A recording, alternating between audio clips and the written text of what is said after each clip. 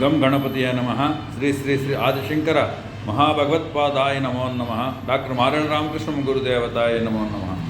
సర్పదోషాలు, సర్పశాంతులు, మానసిక క్లేశాలు, జ్వరపీడలు, ఎటువంటి బాధ అయినా కానీ ఈ సర్పదోషాల నుంచి, రాహుకేతుల నుంచే వస్తుందని ఆదిశంకర్లు గుర్తించి ముందుగానే ఆయన గమనించినటువంటి వాడే లోక కళ్యాణం కోసం సౌందర్యలహరిలో అద్భుతమైనటువంటి మంత్రరహస్యాన్ని పెట్టి అన్ని మంత్రాలకి సిద్ధి అని చెప్పి ఈ మంత్రానికి మాత్రము ఫలము అని ప్రత్యక్షంగా ఆయన ఇచ్చేసినటువంటి మహా అద్భుతమైన మంత్రము.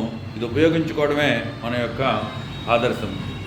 కిరింతి మంగేభ్య కిరణ నికురామృతరసాం హృది త్వామదత్తే హిమకర శిలామూర్తిమివయ సర్పాణాం దర్పం సమేత శకుంతాదిపివ దురపృష్టాన్ దృష్టా సుఖేత్ సుధాధారా శిరయా కిరింతి మంగేభ్య కిరణ నికురామృతరసాం హృది త్వామదత్తే హిమకర శిలామూర్తిమివయ సర్పాణాం దర్పం సమేత శకుంతాదిపివ దురపృష్టాన్ దృష్టా సుఖ సుధాధారా శిరయా. చంద్రుడికి ఒక మచ్చ ఉంటుంది, అది కుందేల రూపంలో ఉంటుంది, అందుకు శశి అంటారు ఆయన్ని.